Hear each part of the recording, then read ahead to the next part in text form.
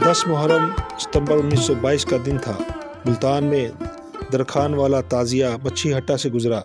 یہ اس وقت کی بات ہے جب مسلمان اور ہندو سیاسی سطح پر اتحاد و اتفاق کے علمبردار تھے، لیکن اچانک ایک اینٹ آئی اور تعزیے پر لگی۔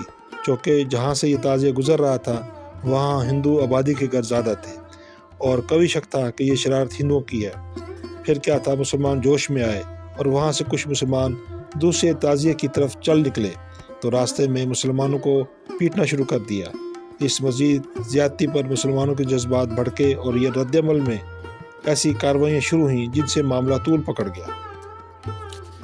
چوک بازار میں اس فساد کی خبر جب ڈپٹی کمشنر کو پہنچی تو انہوں نے ایک تو پولیس اور فوج کو ہدایت کی کہ تعزیوں کو جلد سے جلد شہر سے باہر نکالا جائے، اور دوسرا یہ کہ خود بھی جائے واردات پر پہنچ اور ایک پیغام چھاونی کے حکام کو بھیجایا کہ 300 آدمیوں کے بجائے 600 کی نفری بھیجی جائے۔ اسی اسنا میں غلط افواہیں اڑیں جس کے نتیجے میں مختلف مقامات فسادات کی زد میں آ گئے۔ ان فسادات کی اجمالی رپورٹ ایک مسلمان راوی المعصوم باخاکسار عبدالوحید انصاری ندوی یہ ہے کہ فریقین میں ہاتھا پائی کو دیکھ کر حضرت مخدوم صاحب اور ڈی سی صاحب نے ہجوم کو منتشر کرنے کا حکم دیا۔ لوگ منتشر ہو کر اپنے اپنے گھروں کو روانہ ہوئے۔ ان کی واپسی پر شاید اس غلط فہمی کی وجہ سے یہ لوگ لوٹنے یا مارنے کے لیے آ رہے ہیں، مکانات سے اینٹوں کی بارش شروع کر دی۔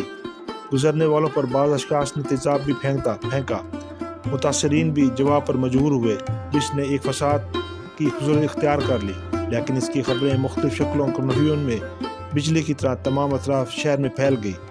مسجدوں کے جلائے جانے کی افواہیں بڑے سلیقے سے شائع کرائی گئی۔ تھوڑی دیر بعد دروازوں پر فوجی پہرا لگ گیا جن سے باہر نکلنے والے خون آلود مجروح مسلمانوں نے گواہ ناطق کی حیثیت سے اندرون شہر کے فتنہ فساد کی صورتحال اور واضح کر دیا۔ اندرون شہر میں مسلمانوں کی تعداد ہندوؤں کے مقابلے میں بہت قلیل تھی۔ چونکہ سبھی دروازوں پر فوجی پہرا تھا اس لیے باہر کے مسلمان اندر جا کر بچشم خود حالات کا جائزہ نہیں کر سکتے تھے۔ تب غائبانہ رابطوں کا یہ جدید سہولتوں بھی موجود نہ تھیں، اس لیے افواہیں ہی یقین کا باعث بن گئیں۔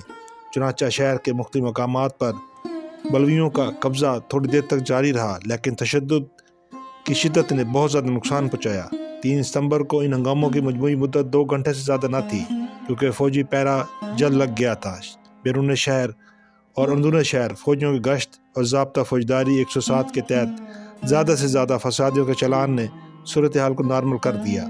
8 بجے سے تحقیقات کا سلسلہ شروع کر دیا گیا، مگر حالات پھر بگڑنے لگے۔ لاٹھیوں سے مسلح ٹولیوں نے اپنے مخالفین کے گھروں میں سے کسی ایک پر حملہ کرتی اور فوج یا پولیس کی آمد پر منتشر ہو جاتی۔ 4 ستمبر تک حالات سدھر گئے اور مطلع اتنا صاف ہو گیا کہ کسی ایک تحقیقات کے واضح امکانات پیدا ہو گئے۔ 5 دسمبر اس فساد کی تحقیقات کے لیے کانگریس نے ایک کمیٹی تشکیل دی جو حکیم اجمل خان، پنڈت ماریو، لالا دیوانی چند، مسٹر شیروانی، مسٹر احمد علی اور ملک لال خش پر مشتمل تھا۔ ہندو اخبارات مسلسل جن میں پرتاپ اور کیسری کا طرز عمل متساوانہ تھا، انہوں نے یہاں کے ہندو اور مسلمانوں میں مذہبی منافقت اور ملیانات پیدا کرنے میں کوئی کسر نہ چھوڑی۔ کیسری لکھتا رہا کہ ملتان کے واقعے نے نادر شاہ اور محمود غزنوی کے مظالم کی مات کر دیا۔ ایک اخبار نے لکھا کہ مسلمانوں میں ایک بھاری طبقہ موجود ہے جو موقع پانے پر غیر ذمہ دارانہ عمل کے لیے تیار رہتا ہے اور اس کے نزدیک کسی قوم کی عزت و آبرو کی کوئی حقیقت نہیں۔ ہندو اخبارات کے اس غیر ذمہ دارانہ طرز عمل کا نوٹس لیتے ہوئے روزنامہ سیاست نے اپنے اداریے میں لکھا کہ ہندو اخبارات بالخصوص پرتاپ اور کیسری تواتر کے ساتھ اس قسم کے مضامین لکھ رہے ہیں جن سے ہندوؤں اور مسلمانوں کے درمیان اشتعال پیدا ہوتا ہے۔ اس طرف سے ہندو عصمت دری کے الزامات بالکل جھوٹے اور بے بنیاد ہیں۔ سیاست نے یاد دلایا کہ آج کے دور میں تو ہندوؤں کی طرف سے بہار اور کٹاپور میں مسلمانوں پر شدید ظلم ڈھائے جا رہے ہیں۔ خدا کی پناہ، یہاں تک کہ زندہ مسلمانوں کو دیکھتی آگ میں جھونک دیا گیا ہے۔ اس واقعے کی تحقیقات کے لیے پنجاب پروونشل کانگریس کی جانب سے 5 دسمبر کو ایک وقت ملتان پہنچا۔